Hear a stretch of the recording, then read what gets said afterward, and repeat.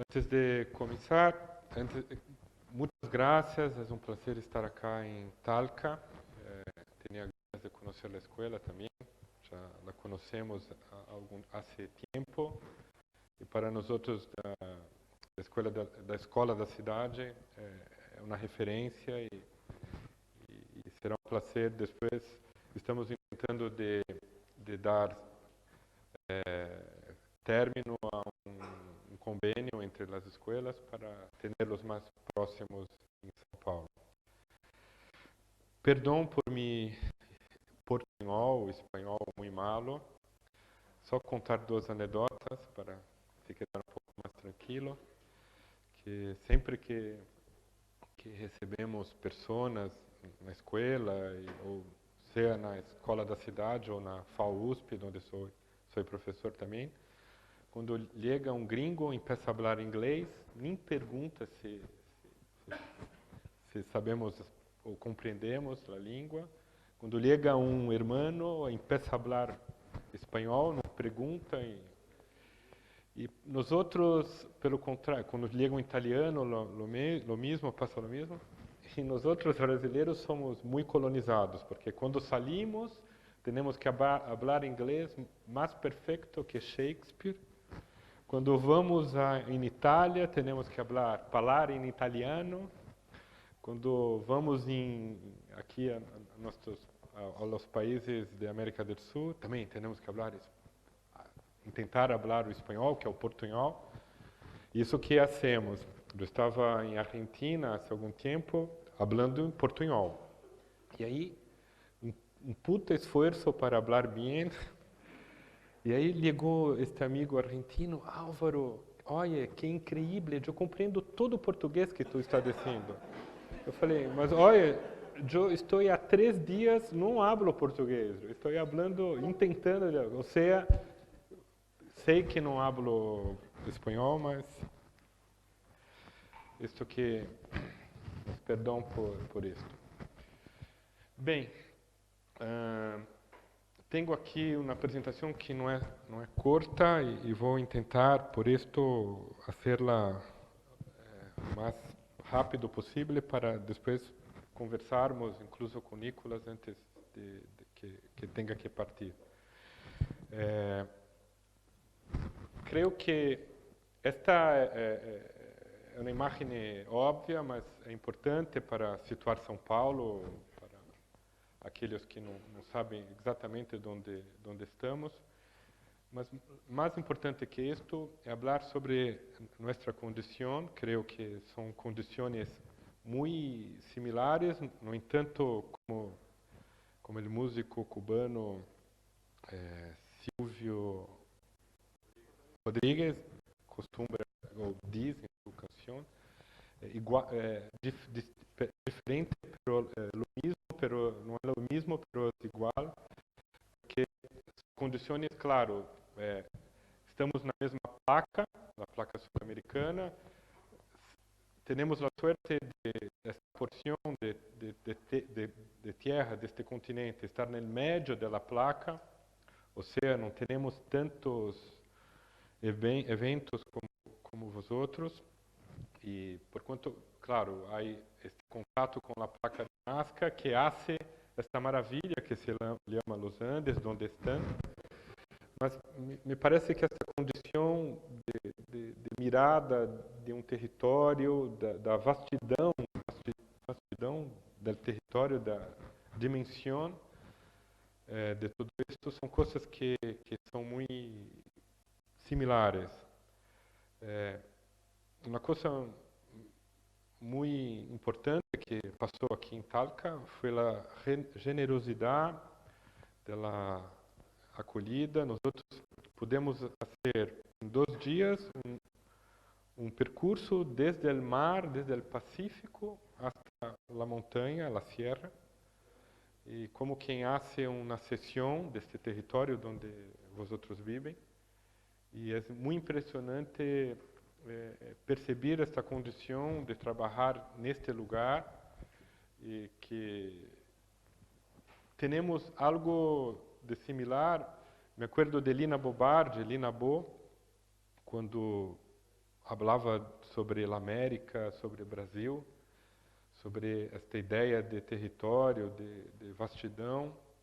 Falava de libertar e falava de los vientos limpios que varriam as coisas, como quem está falando um pouco em oposição à condição europeia, à condição dos países centrais, onde venia, porque Lina, italiana, estava em São Paulo desde 40, no Brasil desde 44.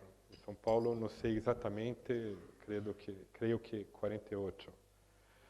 Essa é a cidade de São Paulo, onde vivemos, onde trabalhamos.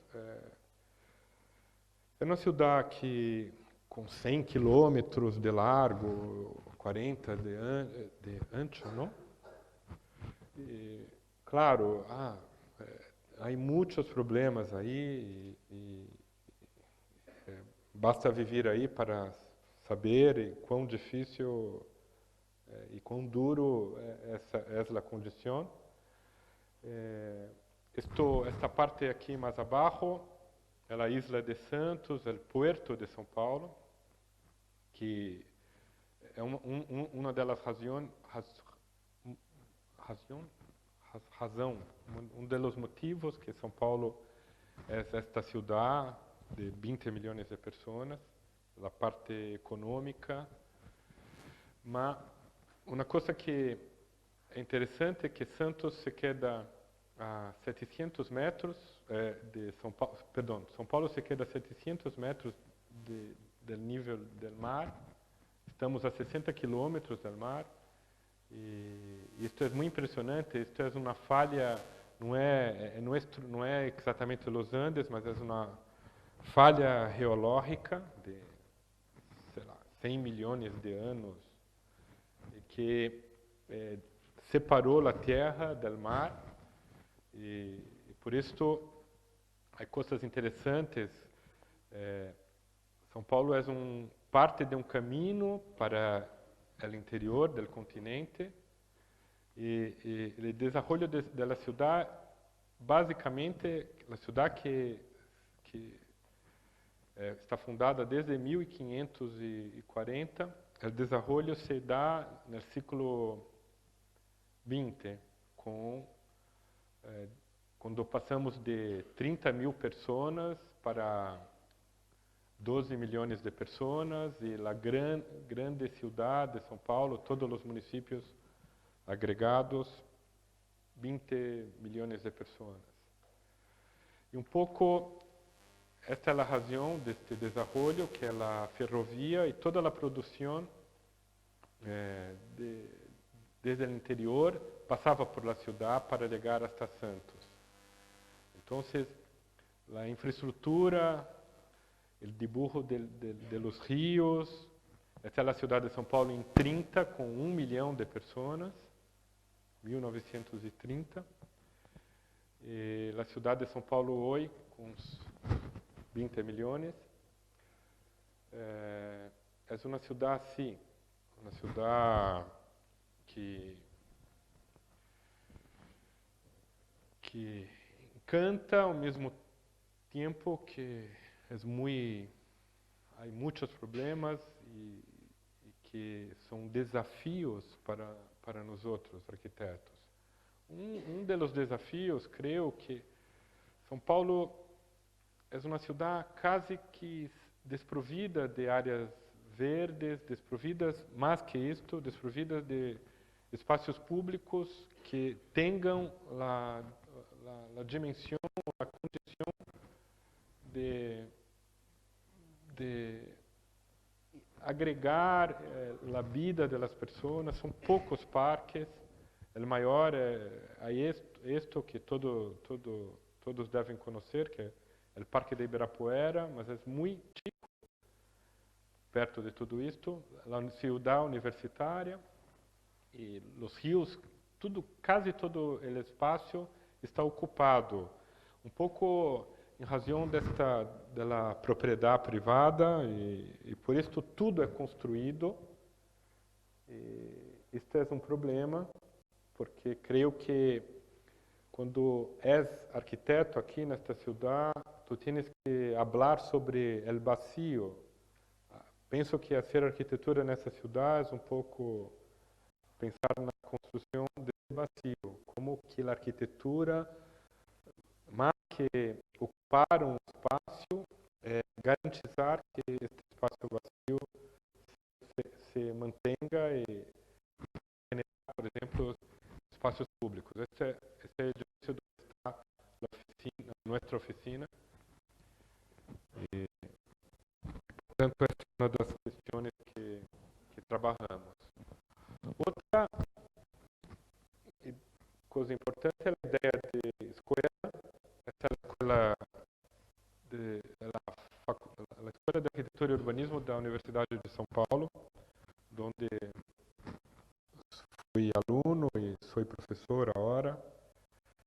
Eu fui aluno dos alunos dos professores na escola da década de 40 e hoje sou professor e tenho meus alunos. Então, estamos falando de gerações, mas creio que este espaço onde é impossível escapar da arquitetura. Este projeto de Vila Nova Artigas, o pátio da escola, é mais que um espaço, creio que é espaço e é uma política de projeto, é um pensamento de arquitetura.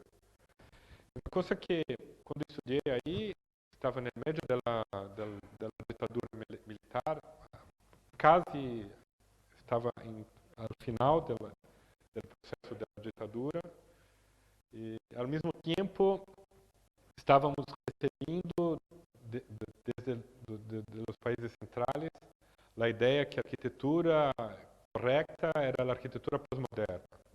Então, essa era a pauta, a agenda, e nós outros nos quedávamos um pouco assim, mas como é possível um edifício tão potente como este ser negado por todos os professores e tudo mais, não havia crítica neste momento.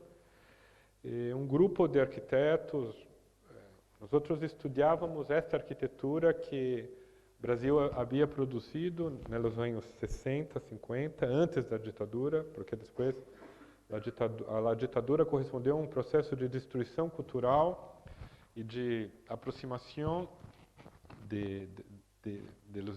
dos Estados Unidos, de tudo que interessava era que, claro, sempre que tudo que interessou no Brasil eram as coisas que vinham da metrópole, Portugal, depois Inglaterra, depois França, em termos de los intelectuais, e depois Estados Unidos em termos comerciais e culturais neste momento. Então, pensamos que fazer arquitetura aqui em São Paulo, ex-alunos desta escola, e esses são alguns outros trabalhos de Artigas, e Lina Bo também, não era professora, mas sempre muito potente como trabalho. Incluso hoje estava mirando um trabalho que estava errado de estrutura de algum de vós outros, porque não citava esta viga. Essa é a viga principal. O trabalho só considerava a viga da coberta, que é só responsável por essa estrutura, por esta lousa. Essa é a viga principal e estava errado o trabalho. Mas não, esta é outra. E Paulo Mendes da Rocha, nosso professor. Então, creemos que negar tudo que se havia construído era uma tonteria, não tinha sentido em nome de uma nova hegemonia ou de um discurso que não nos pertencia, de um discurso que estava sendo forjado em outro lugar e que não pertencia a nós outros. E por isso creemos que fazer arquitetura aí é um pouco manter uma inteligência que já existe. Esta é uma casa que isso junto com Ângelo Bucci, que fui colega, amigo, ex-amigo, ex-professor junto comigo na USP, e tivemos por dois momentos em nossa vida estúdio juntos. É uma casa na periferia da cidade de São Paulo, periferia oeste, onde onde convive um pouco a pobreza e a riqueza. Esta, na realidade, é uma calle cerrada. Creio que é um pouco comum no Chile. É uma calle que tem uma greja e, portanto, só que para fazer esta calle, que é uma pendiente, o movimento de terra generou este talud de 6 metros de alto. Portanto, quando chegamos aí para mirar este vazio onde íamos projetar a casa, tinha esta condição.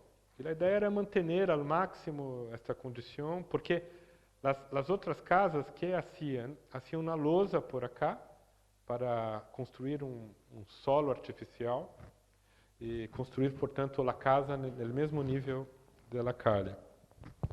Nós outros pensamos que seria interessante manter essa situação topográfica artificial, mas porque era uma pareja que desejava viver acá e trabalhar ao mesmo tempo na casa. E por isso mantivemos este desnível, mantivemos esse vazio onde se percebe um bosque que há acá. Esta é a oficina que está arriba e a casa que se queda acá. A casa está sobre 4 muros de concreto que sustentam esta louça. Há uma varanda de verão, uma varanda de verão ao sul, uma varanda de inverno voltada ao norte. E a oficina é essa estrutura aérea que está sobre o espaço deste terreno. Aí estão as plantas, os quatro muros que conformam os espaços das habitações, os espaços de convivência, a sala e a cozinha. E este é o nível que está aberto à calle, aberto e onde se liga por meio desta ponte. Então, essa era uma porção que já estava aí e que mantivemos, o talud, e esta ponte que uno liga neste pátio, mira a floresta, baja para a casa ou sobe às oficinas, que é uma estrutura de 3 metros por 20 de largo, com 2 pontos de apoio solo. A ideia desta casa era um pouco aproximar a estrutura ao máximo do nível de suelo e, portanto, a estrutura está por arriba. Há aqui tirantes, barras em acero que penduram, se pode dizer assim, que colgam esta louça. Esta é a oficina e a cozinha também está colgada nesta viga que está entre os 2 muros de arrimo, porque, como eu estava dizendo, a casa que ao lado já tinha um muro de 6 metros de alto. Que este muro, hicimos, claro, um muro para dentro, mas esta casa, que é térrea em relação à calle, já tinha um muro acá. Algumas imagens da construção que são importantes para mostrar a ideia que desejávamos aí, sim, de manter esta mirada, porque todas as casas desta calle ocupam todo o lote e não se percebe que há isto por detrás. Mira as casas, são casas como... Então, uma outra ideia de arquitetura que trabalhamos Uma ideia de imaginar a arquitetura como a adição de ações construtivas. Um pouco imaginar que quando as coisas estão listas, elas não se cambiam mais. Aí añadimos outra ação. Não volvemos atrás para fazer, por exemplo, instalações, etc. Então, sempre são sobrepostas às coisas que já foram hechas. Portanto, com isso, imaginamos que a redução dessas ações permitem uma construção mais barata, mais rápida, mais lógica. Estas são algumas imagens da casa lista.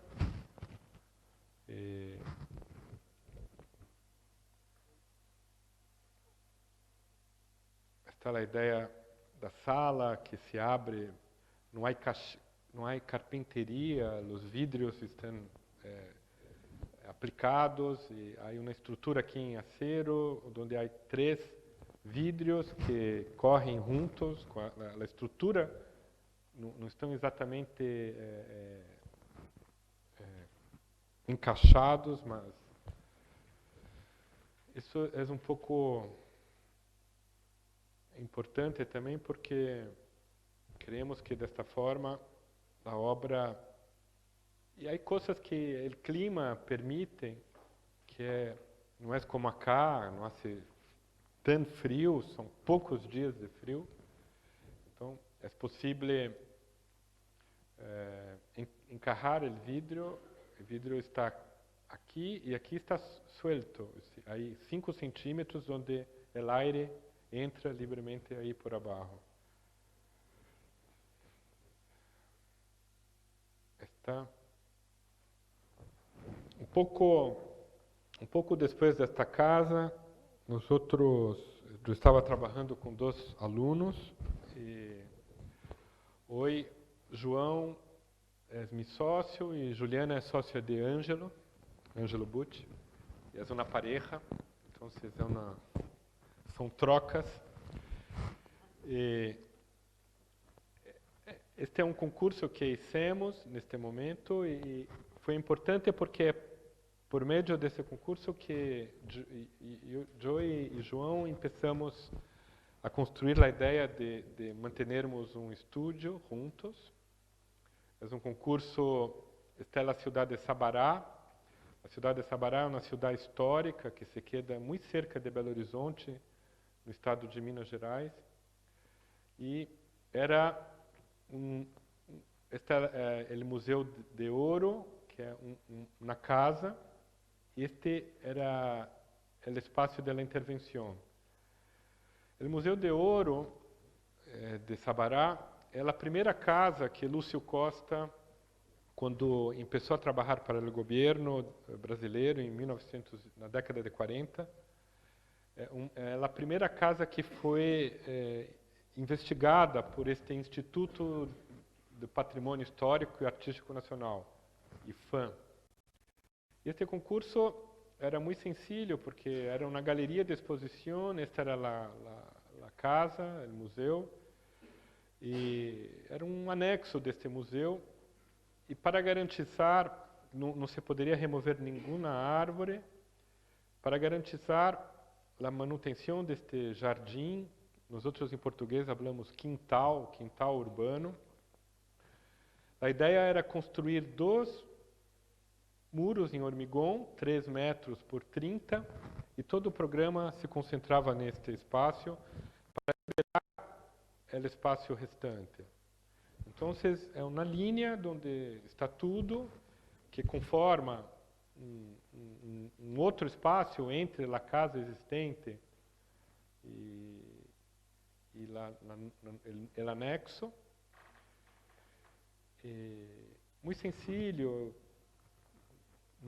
180 metros quadrados. Então, imaginávamos que se poderia caminhar por arriba sobre as oelhas secas, é uma música do nosso cancioneiro popular, mas para uma mirada que é distinta de Sabará, é uma situação de vale. E logo em seguida a este concurso, tive um outro concurso que, em realidade, era um concurso para a sede do IFAM em Brasília. E aí já estávamos trabalhando um pouco mais fortes e mais juntos. E era um concurso, este é o eje monumental de Brasília. Aqui está a casa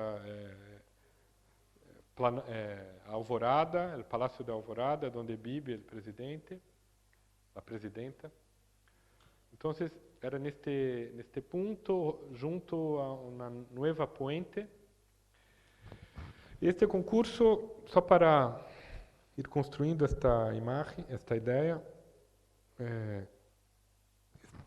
para nós outros era importante aqui valorar o suelo de Brasília, que Lúcio Costa chamava de superfície diferenciada da nova capital, porque basicamente o suelo de Brasília é um suelo público, não pertence a nadie, e a ideia era manter-lo o mais livre possível.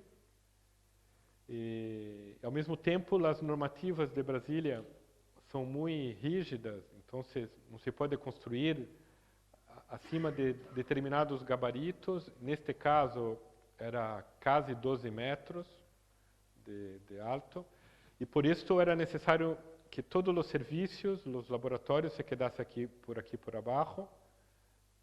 Isto era um piso peatonal, e as oficinas se quedariam acá.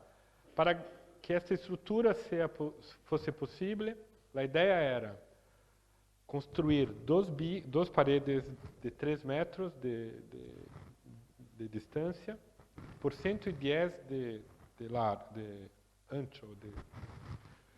E eram como 2 bigas que estavam flotando sobre este suelo. E aí teníamos o mesmo aqui, uma estrutura em acero para conformar os espaços de trabalho. Então, já é uma escala completamente distinta, porque 120 por 120, essa estrutura tem 110 metros. Os laboratórios se quedam por aí abaixo, e por meio de taludes e destes jardins internos, era possível garantizar a iluminação e ventilação. Este é o piso peatonal, onde temos solamente as patas da estrutura em hormigão, 2 colunas de hormigão para a estrutura em acero, e as cobertas, as louças destes laboratórios seriam como espejos de água, porque Brasília tem um tema que é delicado, que neste momento Brasília deve ter uma umidade relativa de 10%, é quase o deserto do Saara. Então, a água é sempre um elemento importante para garantizar um pouco um microclima, uma água sombreada, ou semi-sombreada, para garantizar um microclima. E a ideia desse bacio era um bacio onde as pessoas poderiam caminhar, e chamávamos este bacio de museu. E tinha 2 exceções, que eram um auditório e a sala do conselho. Aqui está as 2 bigas com todos os serviços, tudo que era mais pequeno estava aqui, e os espaços de trabalho eram efetivamente livres.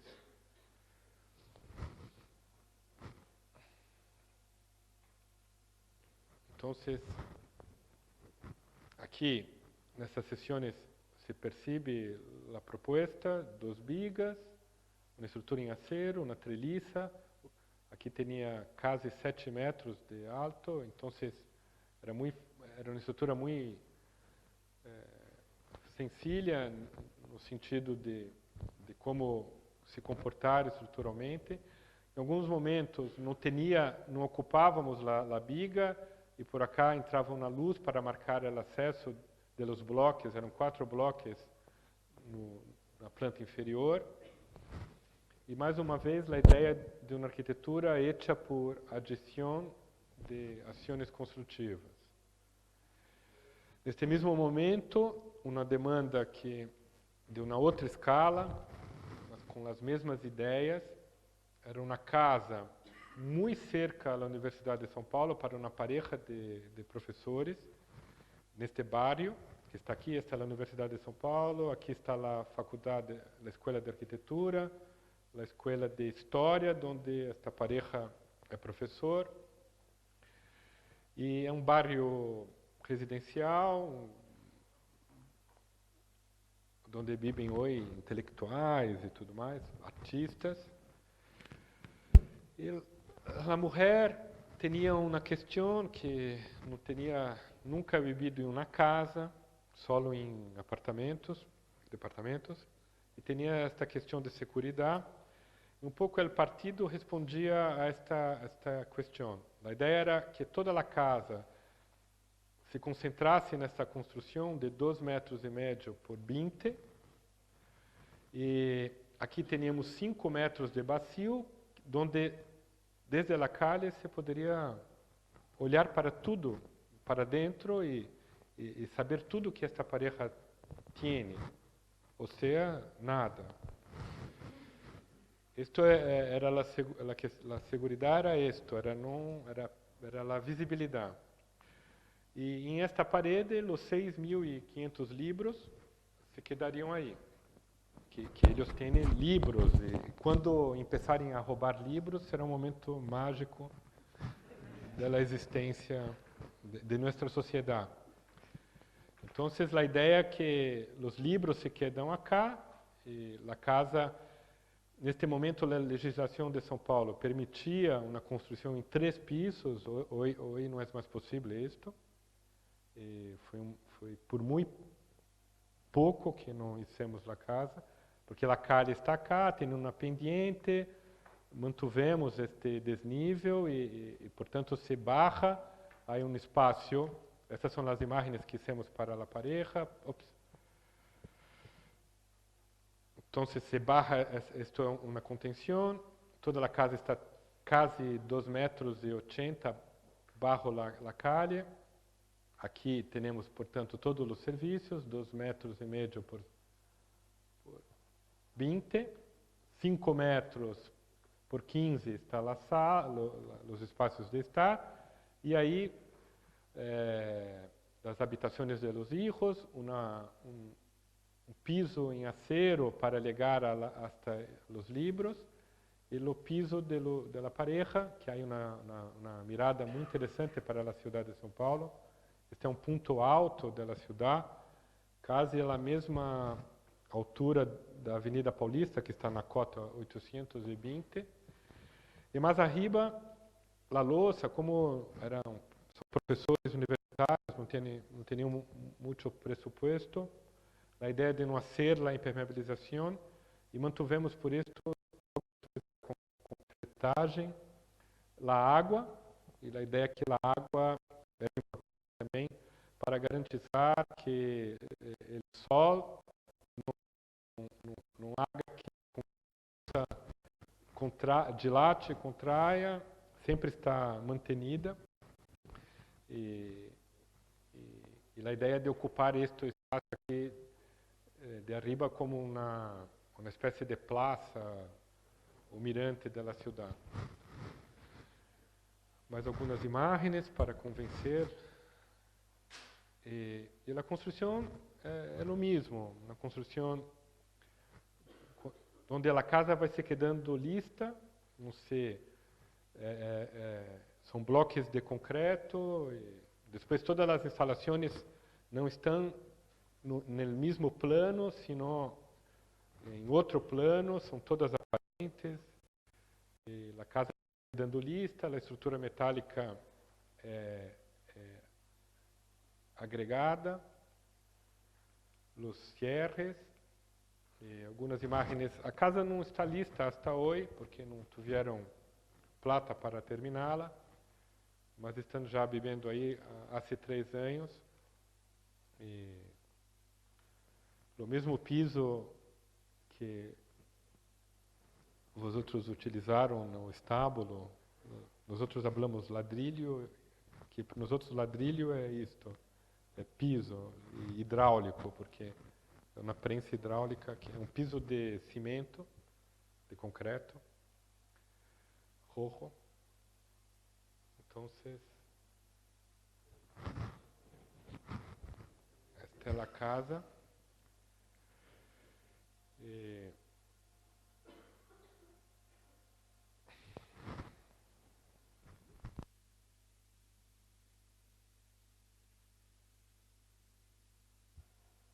Alô.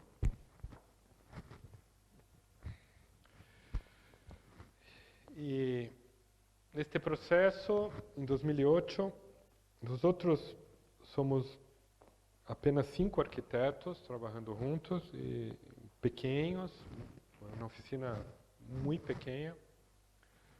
Mas nossa política é um pouco assim, que a ideia de trabalhar com outros arquitetos, associar a outros arquitetos.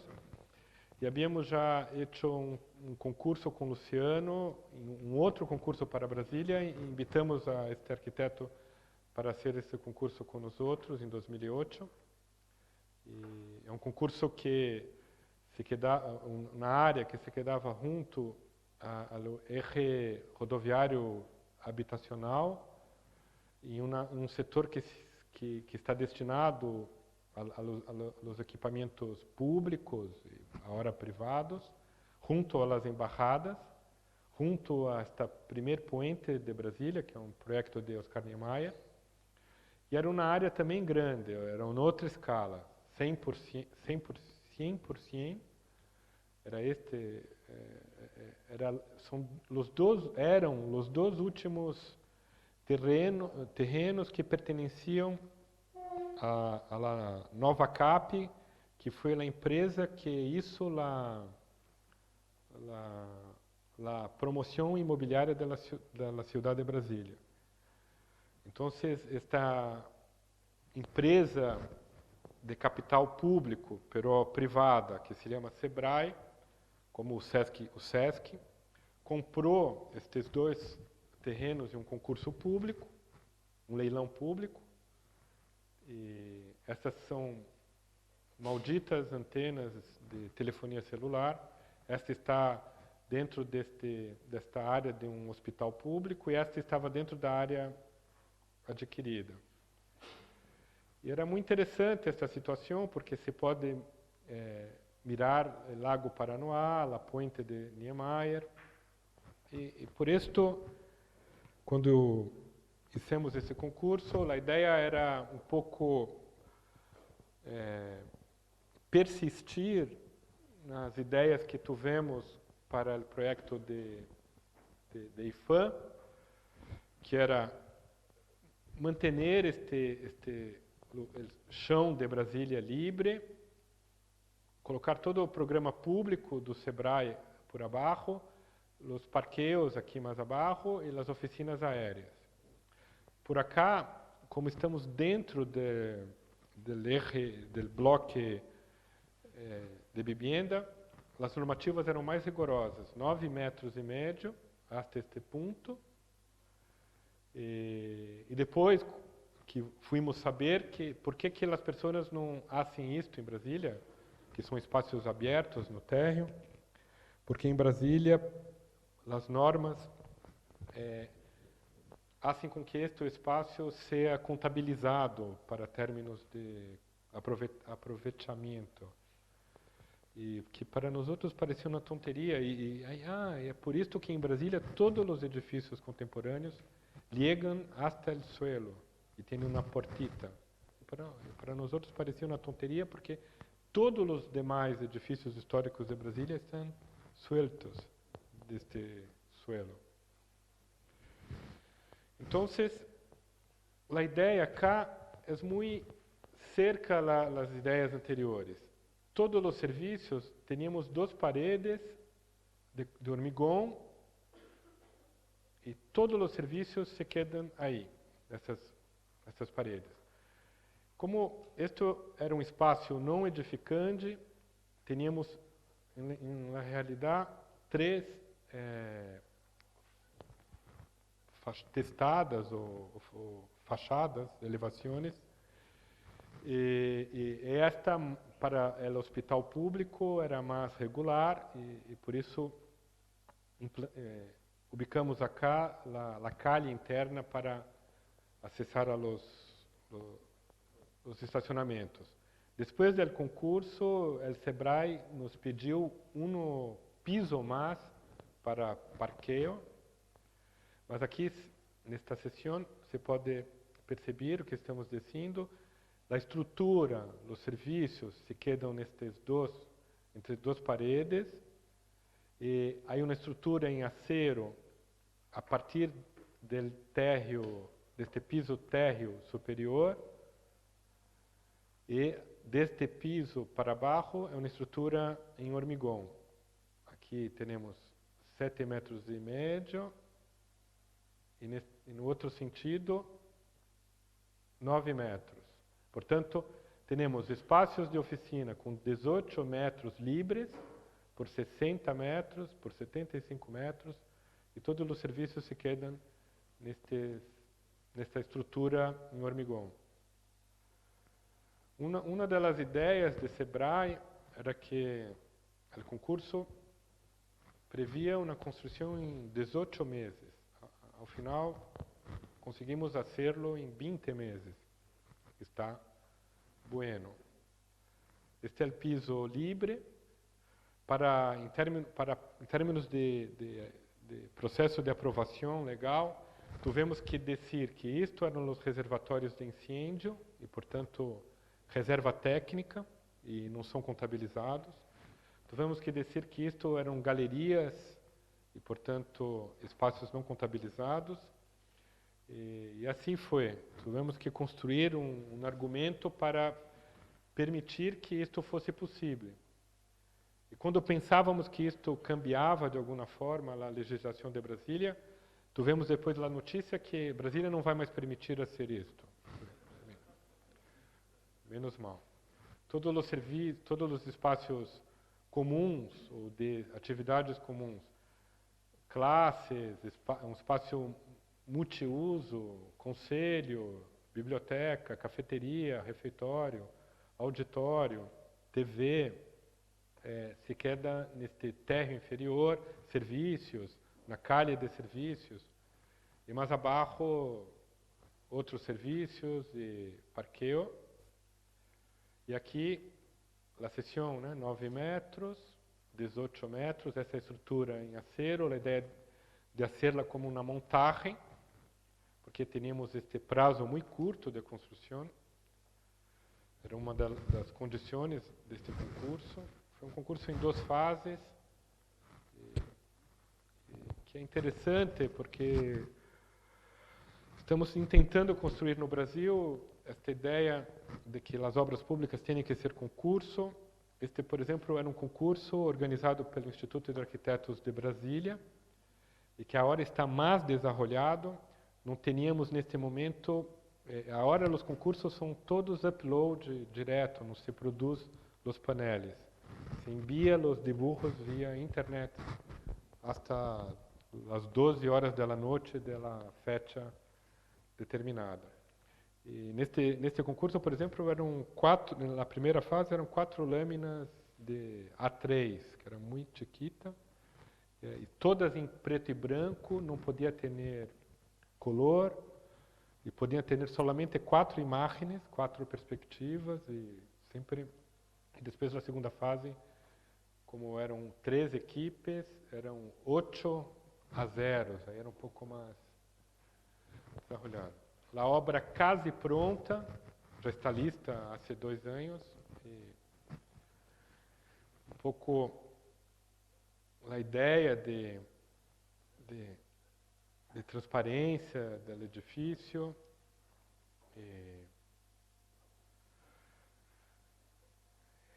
Aqui está quase pronta, porque em Brasília temos que colocar quebra-sóis na face sul, porque há muita insolação, isso não estava ainda listo. Foram fotos feitas por um fotógrafo, um amigo, porque para a inauguração, um mês depois, Sebrae queria regalar um catálogo para as pessoas e isso há outras fotos mais recentes que não tenho. E aqui algumas ideias também que, por o término de clima, toda o ascensor e as escaleras todas saem em barandas e, portanto, este espaço, este pátio, onde a luz, o céu de Brasília barra, está sempre presente na vida cotidiana. E mantuvemos a ideia dos espejos de água sobre os blocos inferiores para garantizar um microclima, que é importante. E depois foi interessante, não sabíamos que estávamos fazendo isto, que quando tu estás a 11 metros do limite da construção, é possível mirar também o céu de Brasília, também sempre bajo o edifício lo miramos. Essas são as varandas abertas, onde aqui desta varanda, de um lado temos salas externas de reunião, desse lado é uma varanda para mirar o eje monumental, se pode mirar os edifícios do eje monumental. Um pouco o auditório. Isso aqui, a legislação de Brasília exige uma obra de um artista para os edifícios públicos, para a liberação, o governo, as empresas públicas têm que comprar uma obra de um artista para. Invitamos a um discípulo de Atos Bucão para ser este mural.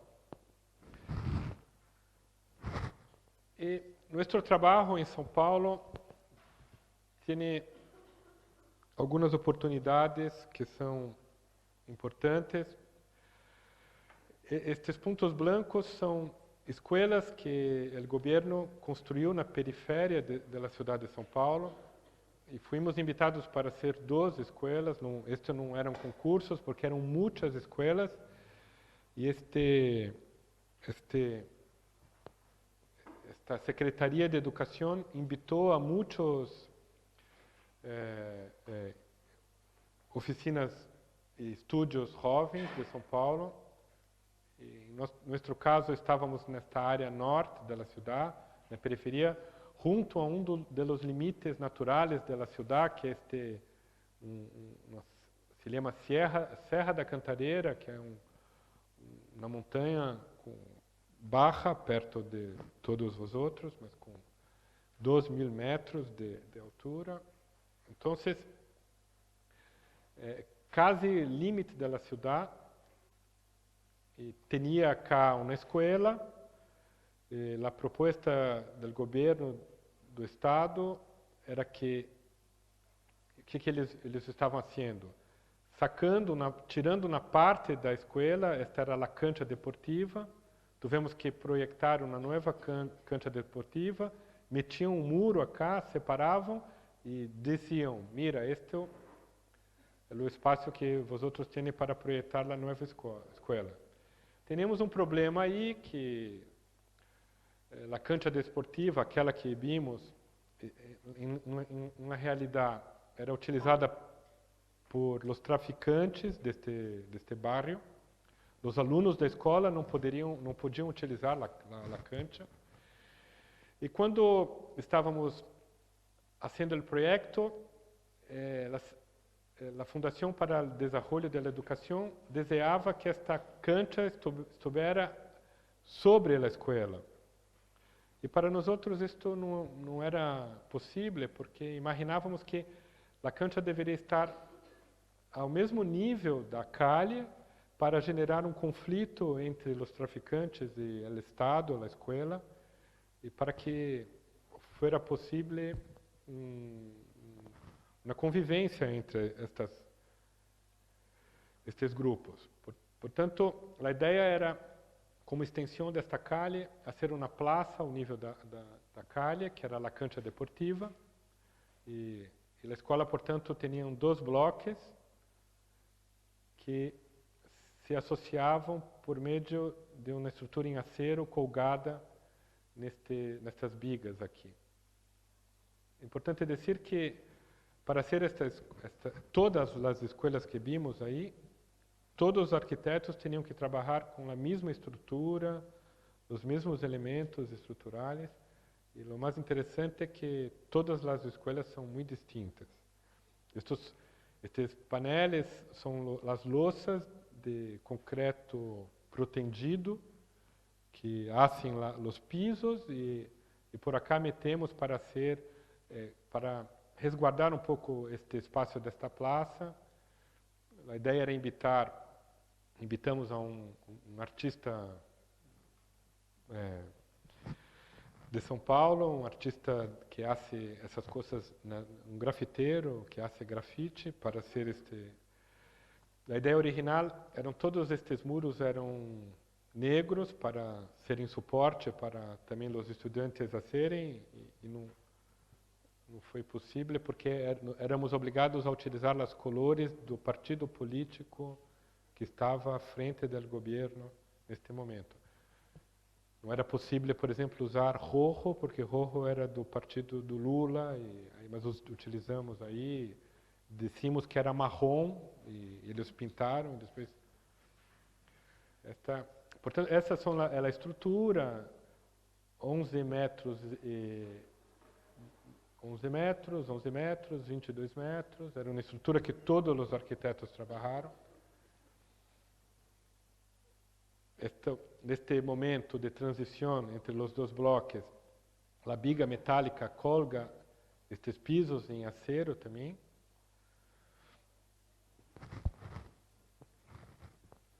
E o bloco administrativo, laboratórios, biblioteca. Neste outro ponto, há um acesso administrativo por acá, acesso da praça, acesso dos alunos, mas há um nível mais junto à escola que existia, e as classes no último piso.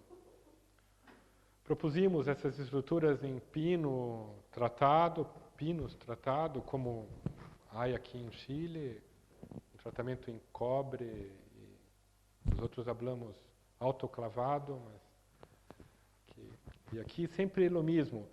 Esta era a dimensão de produção destas peças, e estão nessa estrutura em metálica, que depois é aplicada à estrutura. Então, é uma montagem, sempre pensando assim.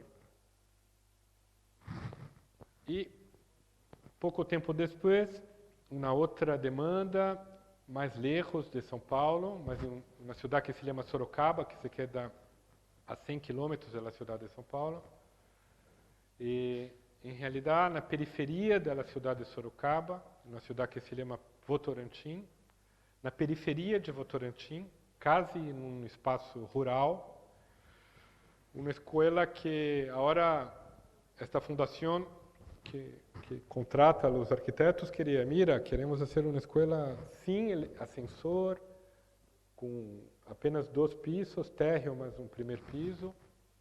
E aí era um outro desafio, mas a ideia era manter aqui alguns conceitos que trabalhamos de sempre permitir a visualização da estrutura pré-fabricada, porque é muito comum, quase todas as escolas desta série aproveitam esta modulação para fazer todos os espaços. Claro que as salas de aula não podemos escapar disto, mas quase todas as escolas não se percebe a estrutura. E sempre procuramos, em ambos os projetos, manter a leitura dessa estrutura. E foi o caso aqui. Tínhamos o bloco de cancha deportiva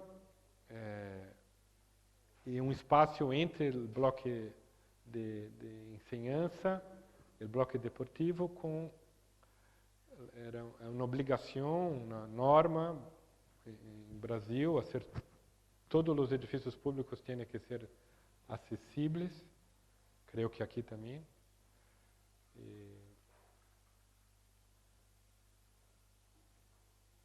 Aí tivemos, as condições acá foram mais duras, porque, mira, os outros têm que utilizar este piso, mas não queremos, não, mas é este piso, não.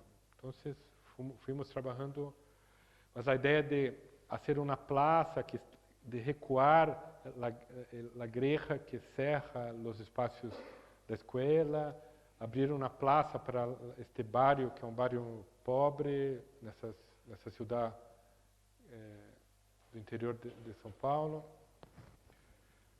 nos parecia muito importante. Bem, para terminar, uma experiência que tivemos com o mercado. Estamos fazendo agora o quarto edifício para o mercado. Mira, esta é a cidade de São Paulo. Este bairro é um bairro muito interessante que se chama Vila Madalena, um bairro da boemia, um pouco como Bela Vista em Santiago, mas é um bairro que sempre atrai muito a gente e que está em um processo de verticalização. E este grupo de inversionistas nos invitou, juntamente com outros escritórios, a um pouco pensar como fazer este grupo de inversionistas que isso este edifício, isso um outro por acá, este que está aqui, que não aparece mais, para um pouco discutir, repensar um pouco a arquitetura da vivenda de inversão privada em São Paulo. Então, esses conceitos que trabalhamos estão acá também. Mas aqui nos parecia muito importante porque tínhamos um espaço de calle hasta calle. Esta era a calle que eles queriam fazer como principal. Primeiro compraram 2 terrenos, depois este mais, mas a ideia deste terreno era de aproveitar o potencial de construção deste terreno aqui, porque temos, por norma, que retirar 3 metros de cada lado, depois. Então, mas tinha uma diferença de quase 9 metros de calhe a calhe. E o que passa em São Paulo? São Paulo tem uma topografia que é interessante, muito acidentada. Temos cotas que variam de 820 para 720 junto aos rios, quase 100 metros de desníveis. Este bairro, em realidade, são vários pequenos morros. E o que passa é que a arquitetura sempre vai suprimindo de todos nós outros a compreensão dessa topografia. Então, a ideia era, ok, eles necessitavam de 2 pisos para carros. A ideia era ser um piso para carros, e este outro